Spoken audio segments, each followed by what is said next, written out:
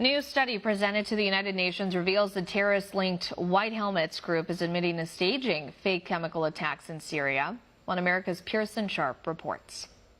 At least 40 members of the terrorist-linked White Helmets have admitted they staged fake chemical attacks to provoke retaliation against the Syrian government.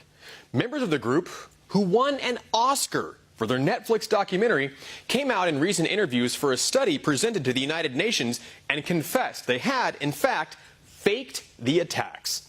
According to Maxim Grigoriev, the director for the Foundation of the Study of Democracy, the White Helmets provided a detailed description of the methods commonly used by their organization to fake the scenes.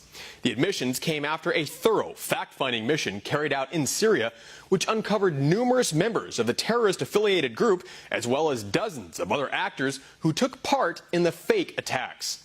Grigoriev explained the participants were often innocent bystanders who were taken advantage of by the White Helmets. Many were living in poverty and agreed to participate just to earn a few dollars to buy food for their families. A woman recounts how the White Helmets members gave her a white sheet to wrap around herself and says she was then told to lie motionless on the ground. She was even instructed to fill her mouth with toothpaste so she would appear to be choking on chemical weapons. Another man says he was told to close his eyes and play dead while the White Helmets filmed him being taken to a hospital. And in Duma, the site of last year's chemical attack near Damascus, a White Helmets member says that local children were given candy as a reward for acting like they were sick on camera. One America News went to Duma to investigate days after the attack apparently happened. After visiting the very hospital where the videos were filmed, we could find no evidence of any attack. And the doctors I spoke with told me no one was treated for chemical injuries and not a single person died that day.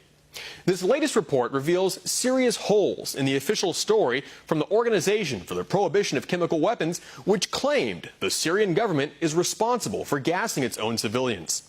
Yet the OPCW also admitted much of their evidence used in their report was given to them by members of the terrorist groups. The report presented to the UN relied on 15 first-hand witnesses of the Duma attack, as well as some 40 members of the White Helmets. More than 25 others were also interviewed who personally saw the White Helmets setting up the areas to create fake chemical attacks to use for propaganda.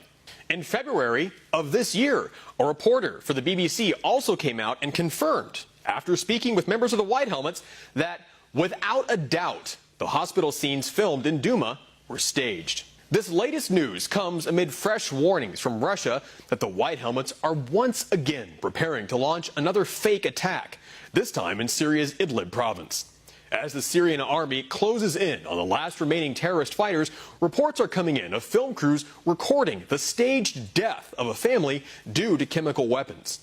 But with the White Helmets now discredited as terrorist sympathizers, it's not clear how seriously any governments will take the news. For One America News, I'm Pearson Sharp.